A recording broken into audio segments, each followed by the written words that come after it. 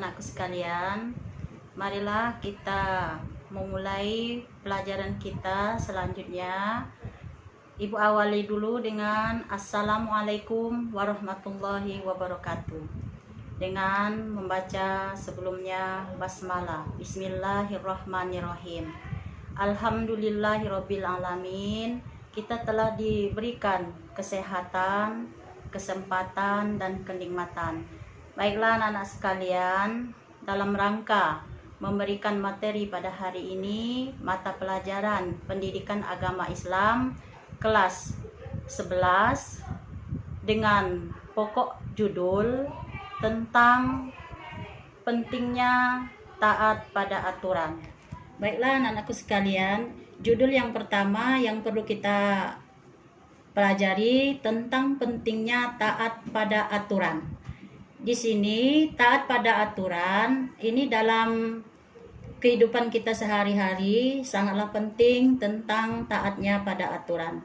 Taatnya pada aturan di sini dijelaskan di dalam Quran surat An-Nisa ayat 59. Maka di sini kita perlu lihat dulu arti daripada taat. Taat di sini yang artinya tunduk kepada Allah Subhanahu wa taala, dalam arti kita taat pada aturan yang telah diatur oleh Allah Subhanahu wa taala. Artinya taat di sini kita sebagai manusia tetap melaksanakan yang baik dan juga kita meninggalkan yang dilarang oleh Allah Subhanahu wa taala. Nah, di sini di dalam surat An-Nisa ayat 59 yang berbunyi, Ibu bacakan dulu. A'udzubillahi minasyaitonirrajim. Bismillahirrahmanirrahim. Ya ayyuhallazina amanu ati'ullaha wa ati'ur rasul wa ulil amri minkum. Fa in tanaza'tum fi syai'in faruddu ilallahi wa rasul in kuntum tu'minuna billahi wal yaumil akhir zalika khairu wa ahsanu ta'wila. Ibu ulangi sekali lagi dengan bacaan Quran surat An-Nisa ayat 59 yang berbunyi Bismillahirrahmanirrahim. Ini ada beberapa huruf yang dibaca panjang, ada 2 harokat, dan selanjutnya ada 4 atau 6 harokat. Yang pertama, ya ayyuhallazina amanu ati'ullaha wa ati'ur rasul wa ulil amri minkum. Fa in tanaza'tum fi syai'in faruddu ilallahi wa rasul in kuntum tu'minuna billahi wal yaumil akhir zalika khairu wa ahsanu ta'wila. Nah, di sini ada beberapa huruf yang perlu kita perhatikan hukum bacaan di dalam Quran surat An-Nisa ayat 59. Yang pertama, dilihat dari awal huruf ya ayyuhallazi. Nah, di sini ada kata huruf yaitu dinamakan mad jaiz munfasil. Alasannya apa? Karena di sini huruf mad bertemu hamzah karena berbeda dalam satu kalimat, yaitu ada berbunyi seperti yang tadi ya ayyuhallazi, ya ayyuhallazi, yang bersambung ada tanda tasdiknya. Yang kedua, di situ di dalam Quran surat An-Nisa ayat 59 yang dilihat ada di situ amanu. Nah, di situ ada amanu yang berbunyi amanu, yaitu mad badal. Mad badal alasannya apa? Huruf alif pertamanya hamzah, yang memakai tanda baca fathah berdiri, alif, ya. Yang kedua, yang berikutnya itu yang ketiga, ulil amri. Di situ ada alif lam. Alif lam yaitu alif lam komariah. Alasannya huruf alif lam berhadapan dengan huruf komariah. Terus yang berikutnya, fa in tana, in, nun, ya. Nun itu adalah ikhfa.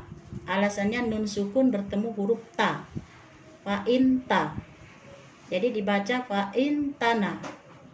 Yang berikutnya ada huruf lagi ta'wila, yaitu mat badal. Nah, mat badal di sini adalah alasannya mat iwah dibaca wakof. Awalnya ta'wilan, tetapi karena kita wakof berhenti dibaca ta'wila. Terus berikutnya di dalam surat An-Nisa ayat 59 inilah ada beberapa huruf yang perlu kita perhatikan. Selanjutnya di dalam Quran surat An-Nisa tadi sudah Ibu bacakan ayatnya, maka selanjutnya kita lihat artinya. Nah, artinya di sini, wahai orang-orang yang beriman, taatilah Allah dan taatilah Rasul atau Muhammad Rasulullah SAW dan ulil amri atau pemegang kekuasaan, atau kata lain adalah pemimpin di antara kamu. Kemudian jika kamu berbeda pendapat tentang sesuatu, maka kembalikanlah kepada Allah atau Al-Quran dan Rasulullah atau sunnahnya. Jika kamu beriman kepada Allah dan hari kemudian, yang demikian itu ialah bagimu yang lebih baik akibatnya. Nah, di sini yang perlu kita lihat ada 3 pokok yang harus kita perhatikan. Yang pertama, isi kandungan dari Quran surat An-Nisa ayat 59 ada 3. Perlu kita garis bawahi, yaitu tentang perintah, tentang mentaati, tentang mematuhi. Perintah di sini artinya kita sudah jelas di dalam Al-Quran surat An-Nisa ayat 59. Yang An-Nisa ayat 59 tadi yang dibacakan, yang Ibu bacakan tadi, bahwa taatilah Allah. Taatilah Allah artinya kita mematuhi perintah Allah, apa yang diperintahkan dan apa yang dilarangnya. Yang kedua, mentaati. Nah, di sini artinya mentaati. Apa yang diperintahkan sesuai dengan kewajiban kita, maka kita harus melaksanakan dengan sempurna, baik dan benar. Yang ketiga, di sini mematuhi, artinya kita patuh. Yang dikatakan awal tadi adalah tunduk, mematuhi perintah Allah Subhanahu wa Ta'ala.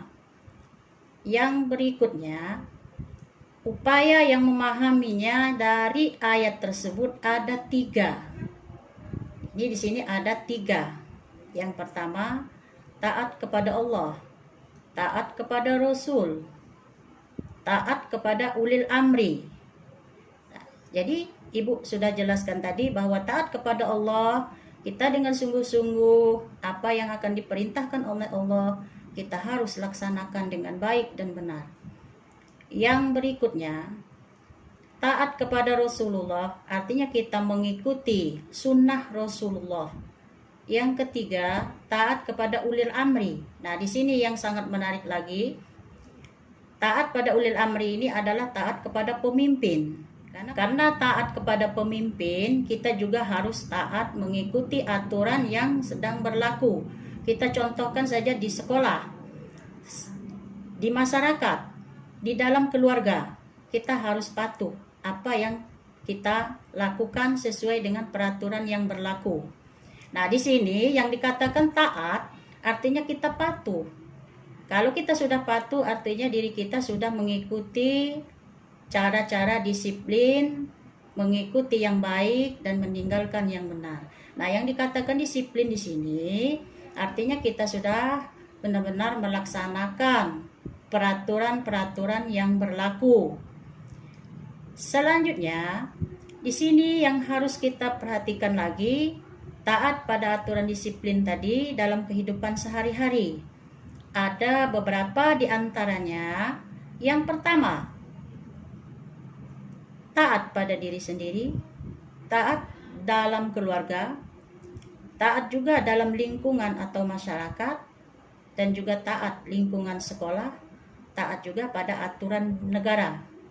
Nah, di sini juga ada tentang hikmah taat pada aturan. Di antaranya, yang pertama, hati dan pikiran jauh lebih tenang karena telah menjalankan dan melaksanakan perintah Allah Subhanahu wa taala dengan baik.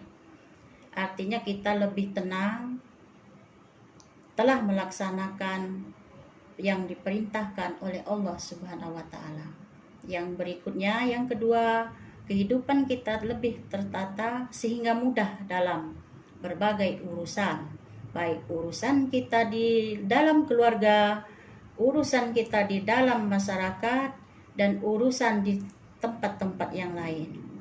Yang selanjutnya, kita tetap melaksanakan aturan yang berlaku, tentu disenangi oleh masyarakat. Yang selanjutnya juga, kita juga mendapatkan pahala di sisi Allah. Yang berikutnya, kesimpulan dari materi kita tadi bahwa patuh melaksanakan segala perintahnya dan juga harus disertai ketaatan kepada Rasulullah SAW. Berarti kita tidak akan lepas dari aturan-aturan perintah Allah Subhanahu wa taala. Yang mana anak-anakku sekalian, materi yang telah Ibu sampaikan tadi akan lebih baik nanti kerjakan di rumah. Tugas yang akan kalian kerjakan, yang pertama, tulislah Quran Surat An-Nisa ayat 59 dengan benar dan jelas beserta artinya. Yang kedua, apa ciri-ciri taat pada aturan yang berlaku. Yang ketiga, apa saja akibatnya jika tidak taat pada aturan yang berlaku. Disitulah anak-anakku sekalian, bahwa tugas di rumah nanti bisa ditulis di buku tulis. Setelah ditulis nanti dikumpul, lebih lanjutnya secara langsung atau secara daring atau secara WA dan lain sebagainya, bisa dihubungi juga secara langsung dengan Ibu. Baiklah anak-anak sekalian, Ibu sampaikan di sini dulu materi kita. Lebih lanjutnya kita lanjutkan untuk minggu depan. Ibu akhiri dulu dengan wassalamualaikum warahmatullahi wabarakatuh.